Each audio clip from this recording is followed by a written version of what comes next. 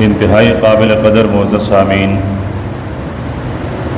آپ کے سامنے اللہ رب العزت کی مقدس اور بابرکت کلام قرآن مجید فرقان حمید سورہ فتح کی آخری آیت کا کچھ حصہ تلاوت کیا گیا ہے، جس میں اللہ پاک نے اپنے حبیب پیغمبر کی رسالت اور پھر صحابہ کرام اور بالخصوص خلفائے راشدین، ان کی عظمت اور منزلت اور ان کی شان ذکر فرمائی ہے۔ انہی خلفائے راشدین میں سے دوسرے خلیفہ راشد امیر المومنین حضرت عمر بن الخطاب رضی اللہ تعالی عنہ کی نام مبارک بھی ہیں۔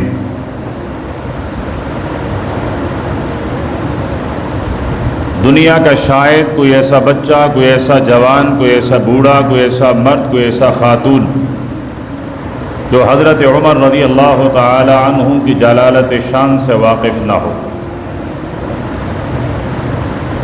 جو حضرت عمر رضی اللہ تعالی عنہ کے جرأت اور شجاعت اور ان کی بصالت سے واقف نہ ہو، جو حضرت عمر رضی اللہ تعالی عنہ کی عدل و عدالت سے نہ واقف ہو، بڑی دنیا میں شاید کوئی ایسا آدمی نہ ہو۔ اور یہی حضرت عمر رضی اللہ تعالی عنہ کی شان کے لیے کافی ہے۔ حضرت عمر رضی اللہ تعالی عنہ کی ولادت ہجرت سے تقریباً 40 سال پہلے ہوئی ہے۔ میرے پیغمبر نے ابھی تک مدینے کی ہجرت نہیں فرمائی تھی۔ اس ہجرت سے تقریباً کوئی 40 سال پہلے ان کی ولادت ہوئی ہے۔ 7ویں 9ویں پشت پر جا کر ان کا سلسلہ نسب میرے اور آپ کے پیارے پیغمبر صلی اللہ علیہ وسلم کے سلسلہ نسب کے ساتھ مل جاتا ہے۔ حضرت عمر رضی اللہ تعالی عنہ نے جوانی گزاری تو ان کے قبیلے کا یہ ایک نمایاں شان رہا ہے کہ وہ لوگوں کے درمیان صلح کرایا کرتے تھے، لوگوں کے تنازع اور ان کے جھگڑے ان میں تصفیہ کرایا کرتے تھے۔ اور حضرت عمر رضی اللہ تعالی عنہ جوانی میں بطور سفیر جایا کرتے تھے، تو جوانی میں بھی حضرت عمر نے لوگوں کے صلح اور صفائی کے لیے سفارت کا فریضہ سر انجام دیا ہے۔ حضرت عمر رضی اللہ تعالی عنہ کی چھڑتی ہوئی جوانی ہے، 26-27 سال کی عمر ہے۔ خانہ کعبہ کے سائے میں کافروں کے بڑے بڑے سردار بیٹھے ہیں، سر جھوڑ کر بیٹھے ہیں۔ پریشانی یہ ہے کہ ہمارے قریش ہی کا ایک جوان جس نے نبوت اور پیغمبری اور رسالت کا دعویٰ کیا ہے، دن بدن اس کے ساتھ دینے والے لوگ بڑھ رہے ہیں،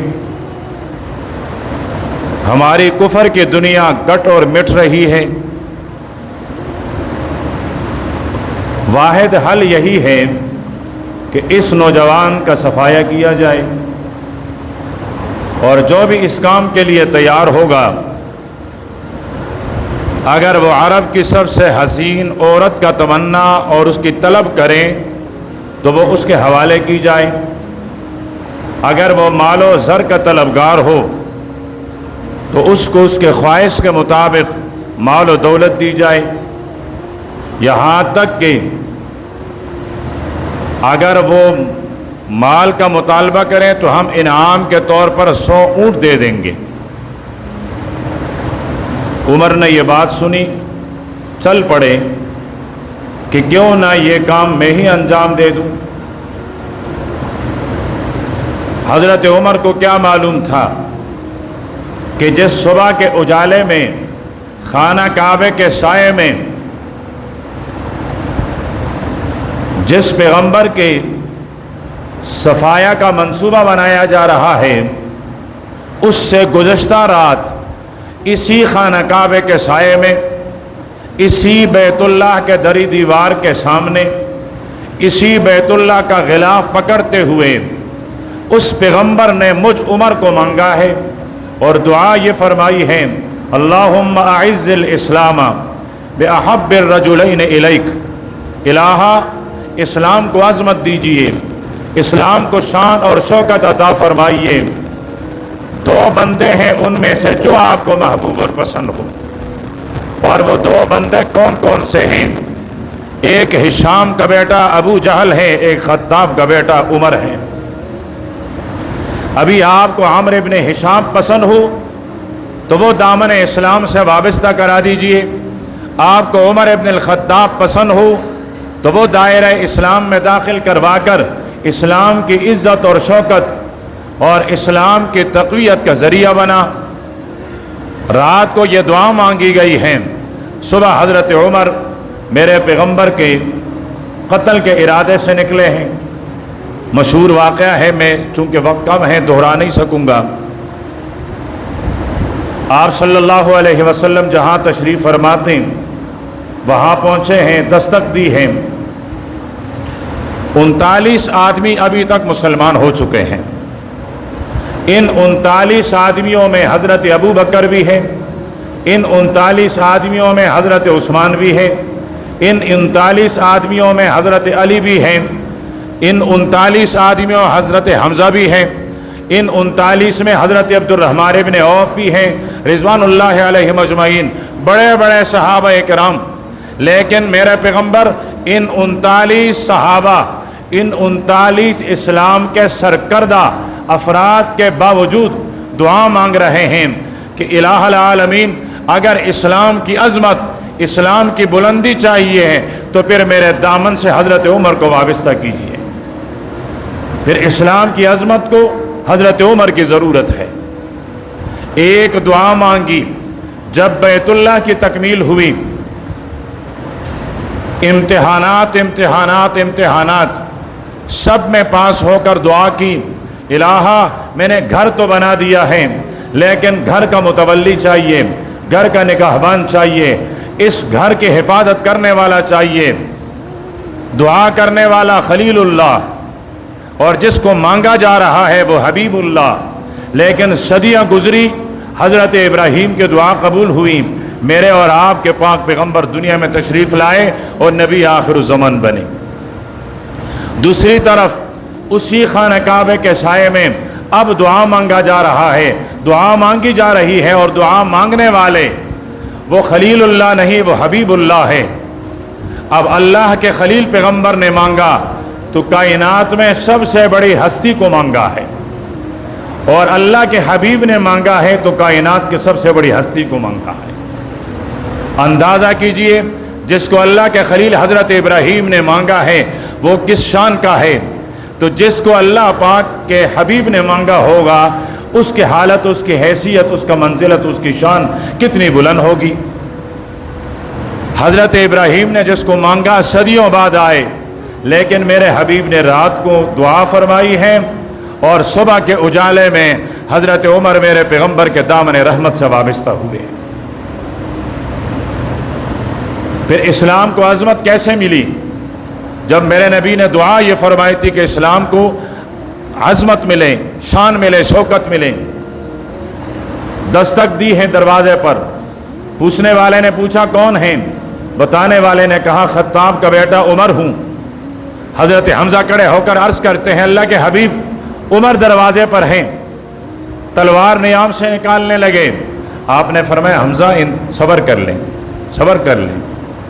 उमर से पूछें, अगर वो नीयत अच्छा लेकर आए हैं तो हम उसकी अच्छी नीयत की कदर करेंगे, और अगर उसकी नीयत अच्छी ना हो तो फिर मैं तुम्हें हुक्म दूंगा।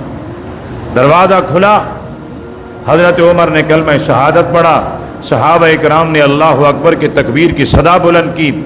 जब मेरे पैगंबर के सहाबा 39 लोग उन्होंने मक्के के वादी में, मक्के के सरजमीन पर नारे तकबीर बुलंद की हैं, उसी वक्त अर्श के इर्द गिर्द चक्कर लगाने वाले, सातों आसमान में तवाफ़ करने वाले, इबादत करने वाले फरिश्तों ने भी तकबीर की सदा बुलंद की हैं।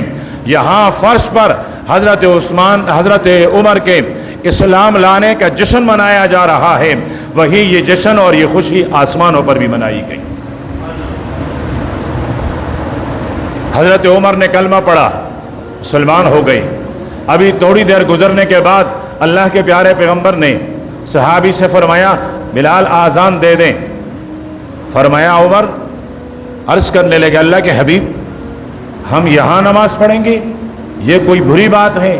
کیا یہ چھپانے والی چیز ہے؟ فرمائے نہیں عمر، لیکن تیری قوم وہ بغاوت پر اتر آئی ہے، ظلم اور جبر پر اتر آئی ہے، ہم ان کے سامنے اللہ کا یہ پاک نام ظاہر کر کے لے نہیں سکتے، اس لیے اس گھر کے اندر چھپے ہوئے بیٹھے ہیں۔ فرمایا یہ کیسے ہو سکتا ہے؟ عمر دائرہ اسلام اور ایمان میں داخل ہو اور اب بھی نماز چپ کے سے پڑھی جائے؟ سیدھا گئے، اعلان کیا، فرمایا جس کو اپنے بچے یتیم کروانے ہوں، اپنے بیویاں بیوہ کروانی ہو، تو میں خطاب کا بیٹا عمر مسلمان ہو چکا ہوں، آنا ہے جس کو مقابلے میں تو آئیے۔ اور دوسری بات، ابھی ہم نماز بھی یہاں بیت اللہ میں آ کر ادا کریں گے۔ صحابہ اکرام کو لے کر خانہ کعبہ آئے۔ یہ عمر کی زندگی کا پہلا نماز ہے، اور یہ نماز خانہ کعبہ کے سائے میں علی الاعلان پڑھی گئی ہے۔ پھر حضرت عمر رضی اللہ تعالیٰ عنہ کی زندگی چلتی رہی 63 سال کے بعد وہ دن بھی آیا کہ آپ نے اپنی زندگی کا آخری عمل بھی نماز ادا فرمائی ہے۔ زندگی کا پہلا عمل وہ بھی نماز اور بیت اللہ میں، اور زندگی کا آخری عمل وہ بھی نماز اور وہ میرے پیغمبر کے مصلی پر، اور خون میں نہا ہو کر شہادت کا لباس پہن کر ادا فرمایا ہے۔ ایک تو یہ مناسبت کہ ایک دعا اللہ کے خلیل نے مانگی، ایک دعا اللہ کے حبیب نے مانگی۔ ایک خواب دیکھا ہے حضرت ابراہیم نے، مہینہ بھی یہی ہے، ذی الحج کا مہینہ ہے۔ حضرت ابراہیم نے خواب دیکھی، اور اس خواب کے اندر وہ اپنے بیٹے کے گلے پر چوری پہن رہا ہے۔ اس نے اپنے خواب پر عمل کیا ہے۔ ذرا آئیے، میرے پیغمبر نے زندگی میں بہت سارے خواب دیکھے ہیں، 2-3 خواب آپ کے سامنے عرض کر دوں کہ میرے پیغمبر نے خواب دیکھے ہیں تو وہ خواب کیا تھے۔ روایت کرنے والے صحابی ہیں حضرت عبداللہ ابن عمر رضی اللہ تعالی عنہ۔ یہ حضرت عبداللہ حضرت عمر کے بیٹے ہیں، اور حضرت عمر میرے پیغمبر کے سسر ہیں۔ حضرت عمر کے بیٹی حضرت حبیب کے زوجہ محترمہ ہے۔ تو حضرت عبداللہ میرے پیغمبر کے صحابی بھی ہیں، لیکن صحابی ہونے کے علاوہ اس گھر کے ساتھ بہت قریب کا تعلق ہے کہ میرے پیغمبر کا کاشانہ وہ حضرت عبداللہ ابن عمر کے بہن کا گھر بھی ہے۔ یہ میرے پیغمبر کے برادری نسبتی بھی ہیں۔ یہ حضرت عبداللہ ابن عمر فرماتے ہیں اللہ کے پیارے پیغمبر نے ارشاد فرمایا، میں خواب میں تھا، میں نے خواب میں اپنے آپ کو دیکھا کہ مجھے ایک پیالہ دیا گیا، مجھے ایک پیالہ دیا گیا، ایک گلاس دیا گیا، ایک جام دیا گیا، ایک برتن دے دیا گیا، اور اس برتن کے اندر دودھ تھا۔ فشربت، تو اللہ کے حبیب فرماتے ہیں میں نے خواب کے اندر وہ دودھ پیتا رہا، فرمایا یہاں تک کہ میں بالکل سیراب ہو گیا، سیر ہو گیا میں بالکل۔ فرمایا اس دودھ کے آثار میں نے اپنے ناخنوں کے اندر دیکھے، اتنا زیادہ پیا کہ اس دودھ کے اثرات مجھے اپنے پوروں میں، اپنے ناخنوں میں نظر آئے۔ فرمایا فَأَتَيْتُ فَضْلِ عُمَرَ، فرمایا پھر میں نے بچا ہوا پیالہ صحابہ اکرام میں سے حضرت عمر کو پیش کیا۔ یہ خواب بتا رہے ہیں اللہ کے پیارے پیغمبر کہ میں نے خواب یہ دیکھی ہیں کہ میں مجھے پیالہ دیا گیا، اس میں دودھ ہے، میں نے دودھ پیا پیا پیا، بچا ہوا میں نے دیا تو عمر کو دیا۔ صحابہ کرام عرض کرنے لگے اللہ کے حبیب، پھر آپ نے دیکھ لی، اس خواب میں آپ نے بچا ہوا پیالہ عمر کو دیا ہے، فرمایا یہ آپ کا دودھ پینا اور بچا ہوا حضرت عمر کو دینا، فرمایا یہ کیا تھا؟ اللہ کے پیارے پیغمبر نے ارشاد فرمایا العلم، فرمایا یہ جو دودھ تھا یہ علم تھا، اللہ پاک نے مجھے دیا، عطا فرمایا عطا فرمایا عطا فرمایا۔ کائنات میں رب کے بعد سب سے بڑا علم، سب سے زیادہ علم، سب سے افضل علم، سب سے اکمل علم، سب سے اشرف علم جس ہستی کے پاس ہیں وہ میرے اور آپ کے حبیب ہے صلی اللہ علیہ وسلم۔ لیکن رب کے بعد جو ہوا، جو ہو رہا ہے، جو ہوگا، اس کا علم میرے رب نے کسی کو عطا نہیں کیا، یہ علم کا خزانہ صرف میرے رب کے ساتھ ہے۔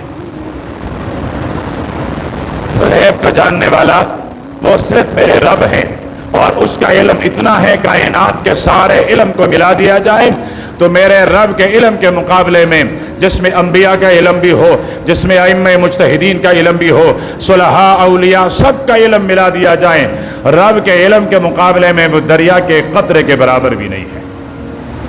اللہ پاک کا خزانہ علم اتنا زیادہ، اتنا بڑا ہوا ہے۔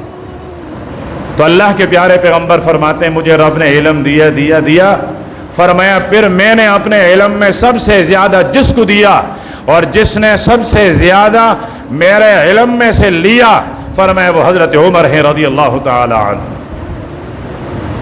اور پھر حضرت عمر کی 10 سالہ دور خلافت دیکھا جائے تو پتہ چلے کہ میرے پیغمبر نے کس طرح کا علم اس کو سپرد کیا ہے، منتقل کیا ہے، اور حضرت عمر رضی اللہ تعالیٰ عنہ نے اس علم کو کیسے استعمال کیا اور کہاں استعمال کیا۔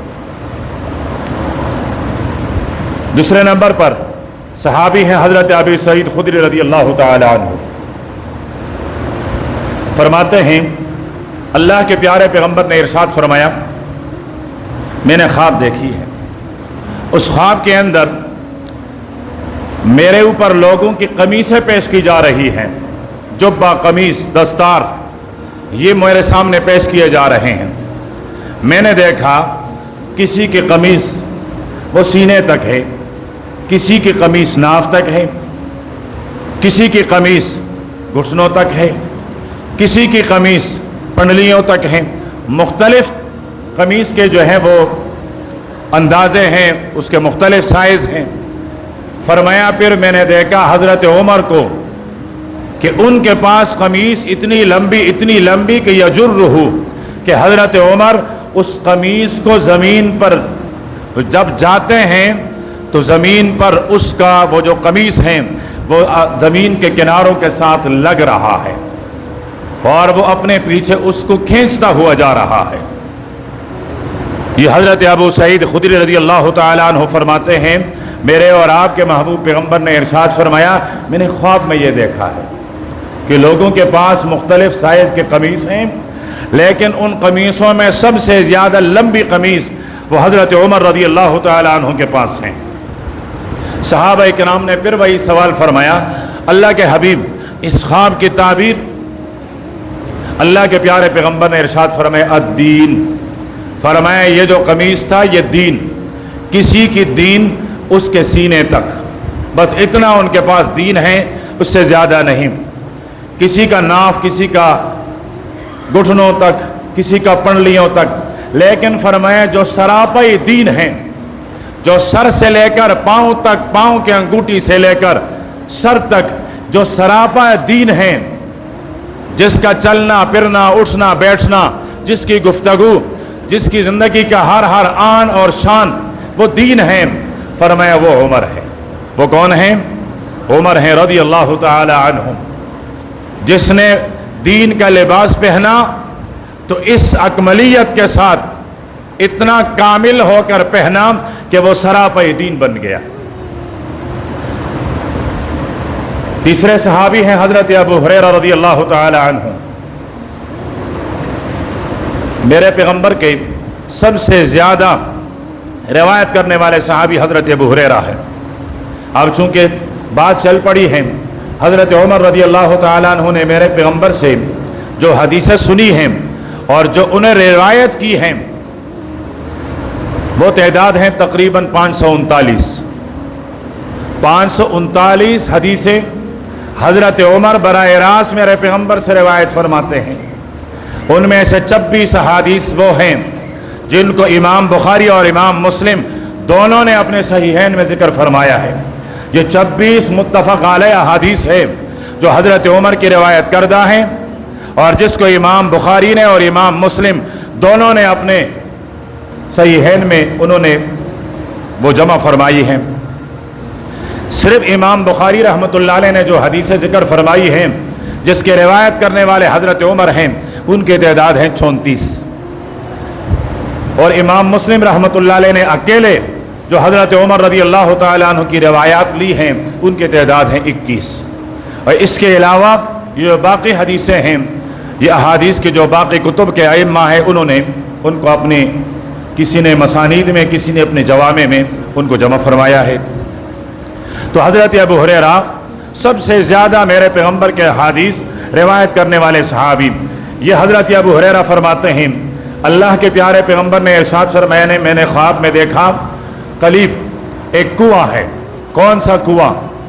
जिसकी मुड़देर बनी हुई ना हो, जिसके इर्द गिर्द पत्थरों का इहाता ना हो, यानी वीरान सा कुआं जिसे कहा जाए। मैंने ऐसे कुआं मैंने देखा। फिर वहाँ से डोल निकाला जा रहा है, पानी पिलाया जा रहा है, निकाला जाता है। फरमाया फिर मैंने देखा हज़रत अबू बकर को कि वो आए, उन्होंने कुएं में डोल डाला, उन्होंने एक बाल्टी एक डोल निकाला, फिर दूसरी बाल्टी डाली, फिर वो निकाली। लेकिन फरमाया कि उसके डोल निकालने में थोड़ा सा ज़ौफ़ और कमज़ोरी है। फरमाया फिर ये जो डोल हैं, ये जो बाल्टी हैं, ये जो बर्तन हैं जिससे पानी निकाला जाता है, फरमाया ये तब्दील हो गया। पहले छोटा सा था, अब बहुत बड़ा हो गया। अब निकालने वाला भी बदला। फरमाया जो निकालने वाला है वो अबकरी एक पहलवान आदमी है और जिसने डोल निकाले और सारी दुनिया को वो सैराब कर रहा है। सहाबा इकराम ने अर्ज़ किया अल्लाह के हबीब, आपने जो लोगों को देखा डोल निकाल रहे हैं, पानी निकाल रहे हैं, और हज़रत उमर रज़ी अल्लाह ताला अन्हु को आपने पहलवान देखा, ताबीर क्या है? फरमाया ये हज़रत उमर की खिलाफत है, ये उसकी हुक्मरानी है, ये उसकी तर्ज हुक्मरानी है कि हज़रत अबू बकर को ज़माना मिला तो 2 साल का, 2 साल भी पूरे नहीं, कुछ दिन कम, 2 साल उनको खिलाफत के लिए मिले। लेकिन कहीं मुसैलमे कज़्ज़ाब का फितना, कहीं असवद आनसी का फितना, कहीं मानीन ज़कात का फितना, तो बरसरे पेकार रहे। इन 2 सालों में फितनों से लड़ते रहे, लेकिन 2 सालों में इन खारदार झाड़ियों को साफ किया और 2 साल बाद दुनिया से तशरीफ़ ले जा रहे हैं। तो दुनिया से जाते हुए हज़रत उमर को खिलाफत का, हुक्मरानी का वो मैदान अता फरमाया कि अब उसमें कोई खारदार झाड़ी नहीं है, साफ किया हुआ मैदान दिया। फरमाया उमर आप खिलाफत फरमाएं। अब हज़रत उमर ने खिलाफत की और अपने खिलाफत को, अपनी हुक्मरानी को इतना वसी फरमाया कि 22 लाख मुरब्बा मील तक इस्लाम की सल्तनत फैली और 22 लाख मुरब्बा मील इतने ज़मीन के खित्ते पर इस्लाम का झंडा लहराया गया और इस ताब के साथ, इस आब के साथ लहराया गया, इस अदल और इंसाफ के साथ लहराया गया कि एक चरवाहा वो आराम से बैठा हुआ है, नवाफिल पढ़ता है, जिक्र करता है, अपनी इबादत करता है, अपनी बकरियों का खौफ फिक्र कोई नहीं, और एक बिड़िया वो आकर इसके रेवड़ के इस गिर्द चक्कर लगाता है। कोई बकरी बाहर जाती है, वो दौड़वा कर उसको रेवड़ से मिलवा लेता है। अब ये बैठा बैठा इसने नज़ारा देखा कि अब इस भेड़िए ने उस बकरी पर हमलावर होने की कोशिश की है, उसको शिकार करने और کھانے کی کوشش کی ہے. جیسے ہی چرواہا نے دیکھا تو بے اختیار زبان سے نکلا انا للہ و انا الیہ راجعون، اور اپنے بکریوں کو سنبھال کے اب مدینے کے شہر کا رخ کر رہا ہے. کسی نے پوچھا کیا ہوا؟ فرمایا اسلام کا سب سے بڑا واقعہ پیش آیا ہے، عمر دنیا میں نہیں رہا. کہا تجھے کس نے بتایا؟ نہ میڈیا ہے، نہ سوشل میڈیا ہے، نہ کوئی خبر، نہ کوئی پرنٹ میڈیا، کچھ بھی نہیں. آپ تک بات کیسے پہنچی؟ آپ صحرا میں ہیں، جنگل میں ہیں، اکیلے ہیں، چرواہے ہیں، تمہیں کیسا پتہ چلا عمر دنیا میں نہیں؟ بتانے لگے عمر کے عدل کا، عمر کے انصاف کا ثمر یہ تھا، برکت یہ تھی کہ میں یہاں مصلی بچھا کر نماز پڑھا کرتا تھا اور میرے ریوڑ کی حفاظت وہ بڑیا کیا کرتی تھی، بڑیا شرمخ، اور اب وہی بڑیا حملہ آور ہو رہا ہے. مجھے پتہ چلا دنیا عدل کا وہ شاہکار اب دنیا میں نہیں رہا. جب وہ مدینے میں آیا تو معلوم ہوا کہ آج فجر کی نماز میں ایک مجوسی ابو لولو فیروز، اس نے فجر کی نماز میں زہر آلودہ خنجر سے حضرت عمر رضی اللہ تعالیٰ عنہ پر حملہ کیا ہے، اور پھر حضرت عمر رضی اللہ تعالیٰ عنہ کی خنجر لگا ہے، زخمی ہوئے ہیں. حضرت عبد الرحمن ابن عوف پیچھے کھڑے تھے، ان کو مصلی پر لائے ہیں، ان کو مصلی پر لائے ہیں. صحابہ کے دور میں، صحابہ کی زندگی میں نماز کی اہمیت دیکھیں.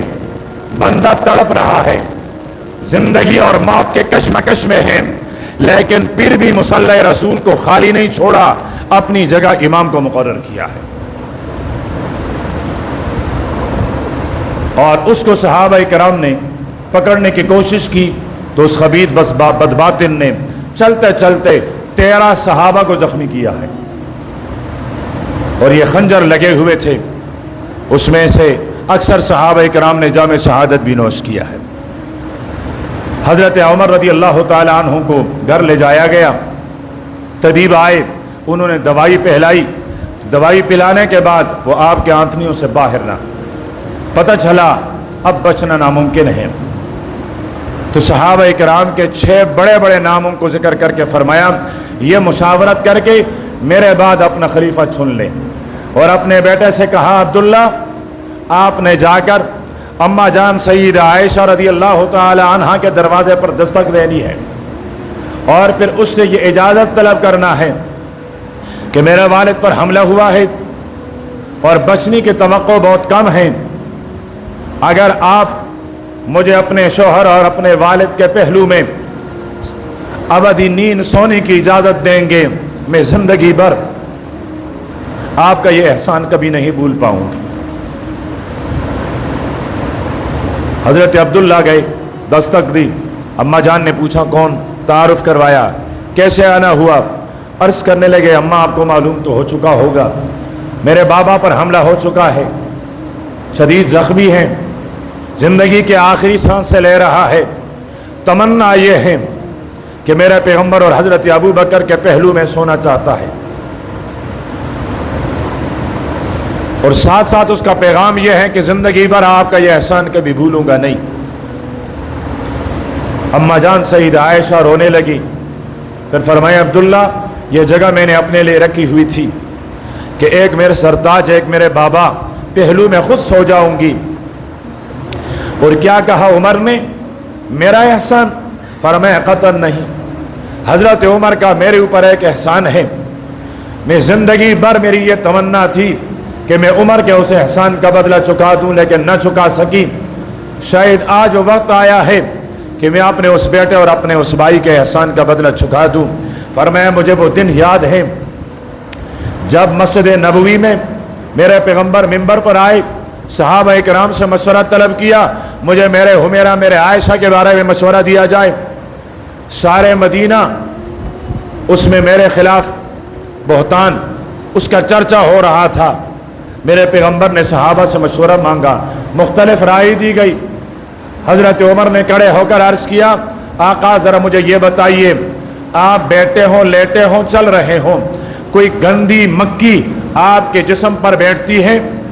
اللہ کے پیارے پیغمبر نے ارشاد فرمایا نہیں عمر، کوئی گندی مکھی میرے جسم پر بیٹھ نہیں سکتی ہے۔ اللہ پاک نے مجھے محفوظ بھی فرمایا ہے، مجھے معصوم بھی بنایا ہے، اور میرے پیغمبر، میں بار بار عرض کرتا ہوں، صرف خاتم النبیین نہیں ہیں، میرے پیغمبر خاتم المعصومین بھی ہیں۔ جس طرح ہم یہ کہتے ہیں کہ لا نبی بعدہ، اس کے بعد کوئی نبی نہیں، اسی طرح میرا اور آپ کا ہر مسلمان کا عقیدہ بھی یہ ہے کہ ولا معصوم بعدہ، میرے حبیب کے بعد اب قیامت کے صبح تک کوئی معصوم نہیں آ سکتا ہے۔ معصومیت میرے پیغمبر پر ختم ہو چکی ہے، وہی آخری معصوم تھا جو دنیا میں تشریف لائے، اور اس سے پہلے 1.25 لاکھ معصوم آئے ہیں۔ میرے اور آپ کی زندگی میں 10-12 معصوم نہیں، میری اور آپ کی ایمانی زندگی میں 1.25 لاکھ معصوم ہیں، اور یہ وہ معصوم ہیں جن کا انتخاب میرے رب نے خود فرمایا ہے، انبیاء علیہم السلام۔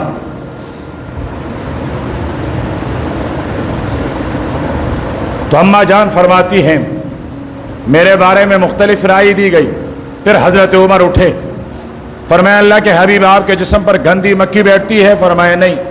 فرمایا میرا دوسرا سوال یہ ہے کہ حضرت عائشہ سے نکاح کرنے کا ان میں سے مشورہ کس نے دیا تھا؟ کس نے یہ نکاح کروایا؟ کس نے یہ رشتہ کروایا؟ اللہ کے حبیب نے فرمایا عمر، فرش والوں نے نہیں، یہ نکاح تو عرش والے نے کروائی ہے، یہ رشتہ، یہ نسبت طے کرائی ہے، عرش والے نے کرائی ہے۔ فرمایا پھر میرا وجدان، میرا ایمان، میرا اعتقاد، میرا نظریہ یہ ہے کہ وہ رب بہت زیادہ حیا والے ہیں، وہ کسی ناپاک کو آپ کے بسترے کی زینت نہیں بنا سکتے ہیں۔ اب میرا ایمان یہ کہتا ہے سبحانک ھذا بہتان عظیم، سبحانک ھذا بہتان عظیم، وہ رب پاک ہے، تو پھر آپ اور آپ کی زوجہ بھی پاک ہیں۔ یہ فرض پر حضرت عمر نے رائے دی ہے۔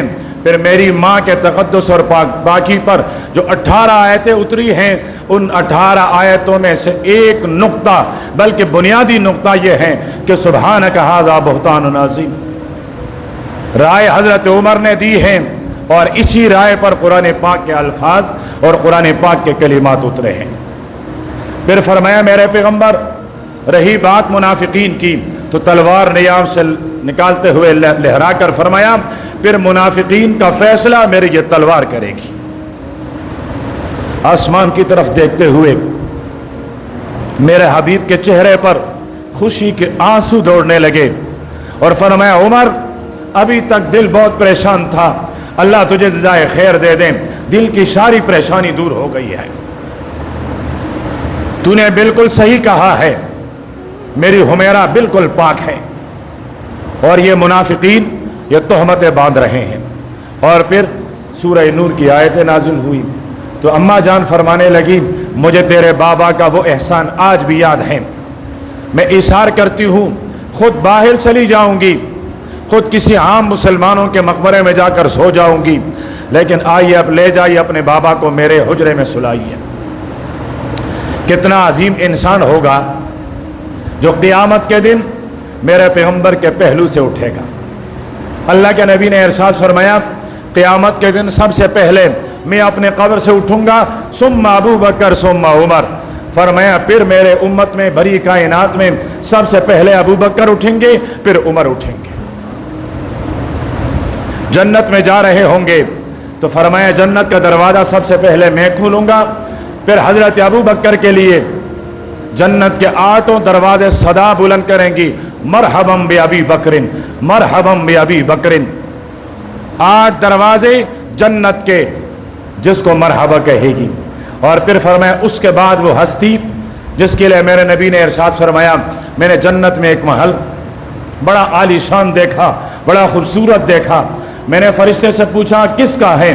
اس نے جواب میں کہا لفتم من قریش، یہ ایک قریشی نوجوان کا ہے۔ میں سمجھا وہ قریشی نوجوان میں ہوں، میں اس گھر میں داخل ہونے چاہتا تھا۔ فرشتے نے کہا اللہ کے حبیب آپ کا نہیں، آپ کے خادم، آپ کے نوکر، آپ کے غلام عمر ابن الخطاب کا محل ہے۔ فرمایا عمر मुझे आपकी गैरत माने हुई, इसलिए मैं दाखिल नहीं हुआ, वरना दिल चाहता था कि मैं अंदर जाकर देख लूं जन्नत में जो महल मेरे रब ने उमर के लिए बनाया है वो कितना आलीशान और कितना खूबसूरत है। लेकिन आपकी गैरत सामने आई, इसलिए अंदर नहीं जा सका। खुशी के मिले जुलते जज्बात में अर्ज करने लगे हजरत उमर, अल्लाह के हबीब अवा अलैका उगार, आप पर भी गैरत करूंगा। यह आलीशान महल मिला है आपकी नौकरी की वजह से, आपके गुलामी की वजह से मिला है। ये आपके कदमों के लगे हुए मट्टी के तुफैल मुझे मिली हैं, मैं क्यों आप पर गैरत करता? क्या अच्छा होता आप देखकर मुझे बता देते।